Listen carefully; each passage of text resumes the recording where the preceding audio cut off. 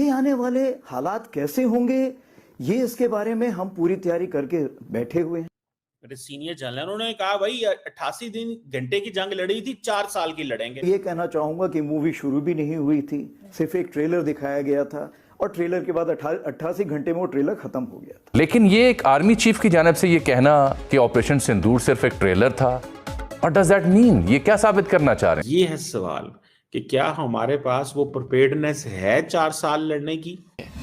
अब ये बहुत बड़ा पैगाम है उनकी तरफ से, बहुत बड़ा बयान है। अहम और फौरी मामला है क्या? मुकम्मल मायूसी छाई हुई है। इंडिया की आर्मी दुनिया की एक बहुत बड़ी आर्मी है और वहां उसके वो चीफ हैं। A long war will never ever be in favor of Pakistan. लगता है कि वाकईतन India is still up to attack Pakistan yet again, आपको लगता है? So whenever there are very provocative statements, जब बहुत ज्यादा वॉर मॉन्गरिंग कर रही होती है बीजेपी की गवर्नमेंट, पिछले 15 सालों से उनका ट्रैक रिकॉर्ड हमारे सामने है, तो दे ऑलवेज अटैक पाकिस्तान। नमस्कार, जय हिंद। आज की लेटेस्ट खबर के बारे में हम बात करते हैं। आप जैसा कि जानते हो कि खबर सामने आ रही है कि इंडिया के आर्मी चीफ ने साफ तौर पे पाकिस्तान को खुलेआम धमकी दी है। और इतना ही नहीं, उन्होंने कहा है कि मई में जो हुआ था वो तो सिर्फ ट्रेलर था, मूवी और पिक्चर तो अभी पूरी की पूरी बाकी है। पाकिस्तान पे हम कभी भी हमला कर सकते हैं, यानी कि पाकिस्तान को खुलेआम चेतावनी दे दी गई है इंडिया के आर्मी चीफ के द्वारा। इससे साफ तौर पे जाहिर हो रहा है कि पाकिस्तान के अंदर इस समय हाय अल्लाह, हाय तौबा, हाय हाय ये सब चल रहा होगा। ऑब्वियसली इनको डर है कि अब पाकिस्तान जो है इस समय डर में है, क्योंकि वो जानता है कि हमले पे हमले, धमाके पे धमाके भारत के अंदर जो हुए हैं, उसके बाद से भारत जो है वो हमको छोड़ने वाला तो बिल्कुल नहीं है।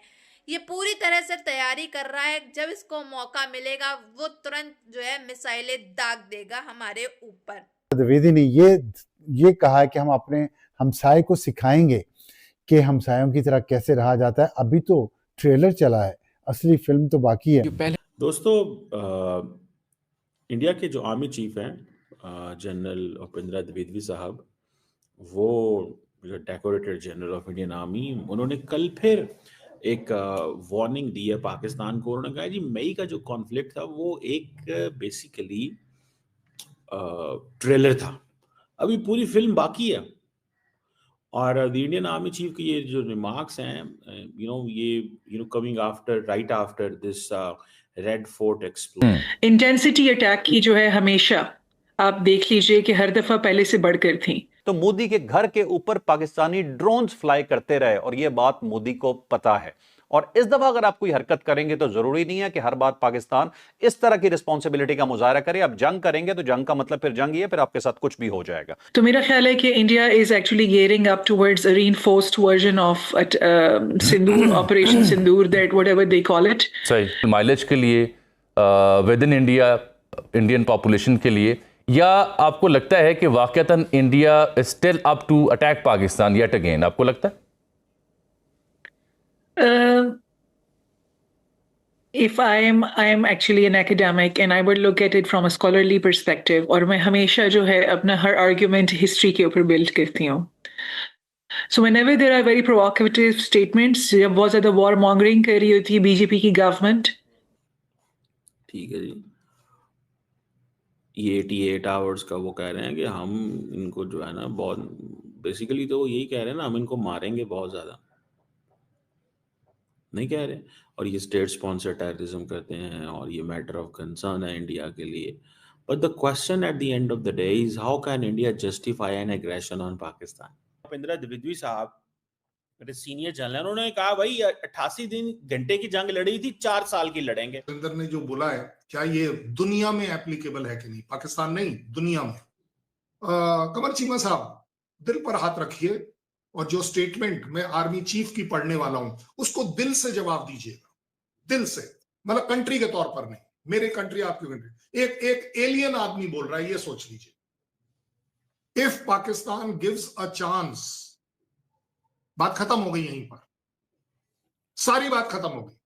दैट मीन्स हमारी पूरी सोसाइटी को 100% रेडी रहना चाहिए कि इंडिया जो है फुल स्केल जो है एक अटैक लॉन्च कर सकता है, military attack against Pakistan. Apart from that, ठीक, उनके जो नेशनल सिक्योरिटी एडवाइजर हैं अजित डोवल साहब, he doesn't make any secret out of his intentions or his government's intentions for Pakistan's.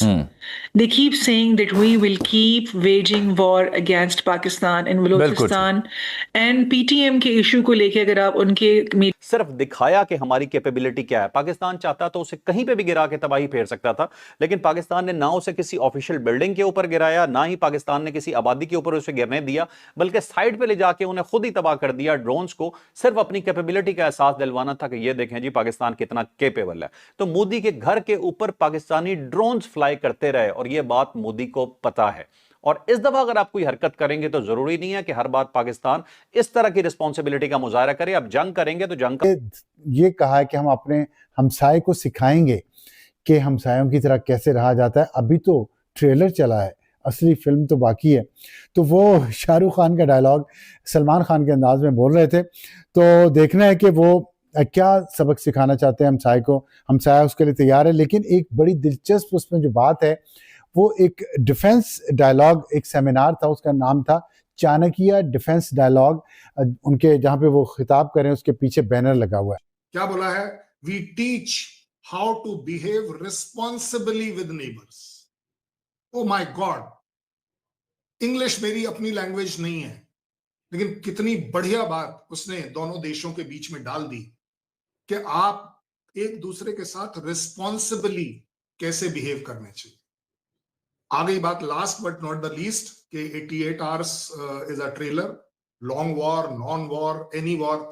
कमर चीमा साहब अगेन एक न्यूमेरिकल सुपीरियोरिटी अपने आप में काफी तंग करती है। जैसे कि एग्जांपल दे देता हूं क्योंकि आपको प्रूफ चाहिए।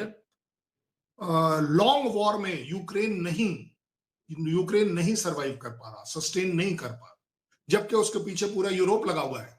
आप सोचिए, तब भी नहीं कर पा रहा है। सो एक सुपीरियोरिटी जो होती है ना न्यूमेरिकल वाली के, आपके टैंक कितने हैं, हवाई जहाज कितने हैं, आर्टिलरी कितनी है, जहाज कितने हैं, सबमरीन कितनी है, बॉर्डर नोबडी। ये जो indirect system, drone system, missile system, ये सिस्टम, ये जो सारे चले हैं ना, ये इसीलिए चले हैं कि आप एक डायरेक्ट कन्फ्रंटेशन ऑन ग्राउंड नहीं करें तब तक समझदारी है, क्योंकि तब तक ये चीजें कंट्रोल हो सकती। एक बार खुल गए और चलना शुरू हो गए जनाब, चाहे आप मेरा 1 किलोमीटर लो, चाहे मैं आपका 100 किलोमीटर लूं, बात वहीं की। टेक्सला की जो हिस्ट्री है उसके बारे में आपको बता दूं कि चाणक्य का ताल्लुक टेक्सला से था। यहाँ वो पैदा हुआ, यहाँ पे पला बड़ा, यहाँ की यूनिवर्सिटी टेक्सला थी, उसमें वो पढ़ा है। और फिर यहाँ से वो ज़ाहिरा अशोका के साथ उसने बहुत अरसा काम किया उसकी रियासत को बड़ा करने में। तो इस खित्ते में पाकिस्तान के कैपिटल इस्लामाबाद के खित्ते की जो आबो हवा है, जो यहाँ का, जैसा कि आपने देखा कि किस तरह से हमारे इंडियन आर्मी के चीफ का जो है बयान सामने निकल के आ रहा है कल से, उसके बाद से पाकिस्तानी मीडिया में मानो कोहराम सा छा गया है। पाकिस्तानी मीडिया के अंदर इस समय इतना खौफ है, इतना डर है कि पूछने को नहीं है, क्योंकि इनको यही लग रहा है कि अब तो इंडिया के आर्मी चीफ ने आकर के खुलेआम चेतावनी हम लोग को दे दी, पाकिस्तानियों को इनको वार्न कर दिया है, कहा है कि मई में जो हुआ था वो तो ट्रेलर है, पिक्चर तो भाई अभी पूरी की पूरी बाकी है। हमको जहाँ इसका मौका मिलेगा हम इनको शिक्षा भी देना चाहते हैं कि कैसे पड़ोसियों के साथ व्यवहार बनाया जाता है, कैसे पड़ोसियों को अकल ठिकाने लगानी है, ये भी उन्होंने समझाया, और कैसे इनको रहन सहन, इनका बर्ताव जो है वो पड़ोसियों के साथ कैसे उसको शिक्षा दी जाए, ये भी हमको अगर मौका मिला तो हम सिखाना जरूर चाहेंगे। यानी कि पूरा जो इशारा है वो पाकिस्तान को ही दिया जा रहा है। पड़ोसी तो हमारा पाकिस्तानी है, और कैसा पड़ोसी है ये तो आप बहुत ही अच्छी तरीके से जानते हो। जिससे साफ तौर पे जाहिर हो रहा है कि पाकिस्तान की फील्डिंग जो है वो सेट हो चुकी है, और आने वाले वक्त में ये जंग जो है वो कभी भी चालू हो सकती है, और ये जंग कब खत्म होगी इसका भी कुछ नामो निशान नहीं पता है। ये जब चालू होगी तो ये चलती ही रहेगी कौन लगातार, और पाकिस्तान को जब तक खत्म नहीं किया जाएगा कौन तब तक ये जो है फील्डिंग इनकी सेट करी जाएगी, क्योंकि इन लोग ने अटैक ही इतने करे और पाकिस्तान ने इतने प्रोपोगेंडा जो है इंडिया के खिलाफ चलाए, इतने अभी पाकिस्तानी मीडिया में प्रोपोगेंडा चल रहे हैं कि रॉ ने हमारे लोगों को मार दिया। आतंकवादी भी नहीं कहते अपने अब लोगों को, ये लोग ISI के 3 जो आदमी मारे गए हैं आतंकवादी, ये इनके हिसाब से वो आदमी है इनके उनका कहना है भारत आता है हमारे हम लोग मार करके चला जाता, हमारी इंटेलिजेंस तो कुछ कर ही नहीं पा रही है, कैसे आता है कैसे जाता है कुछ पता ही नहीं है, रॉ की साजिश है, ये साजिश है। तो आप सबकी क्या राय है इन सब में? अपनी कमेंट बॉक्स में राय जरूर बताइए। अगर वीडियो अच्छी लगी हो तो like share and comment and subscribe please.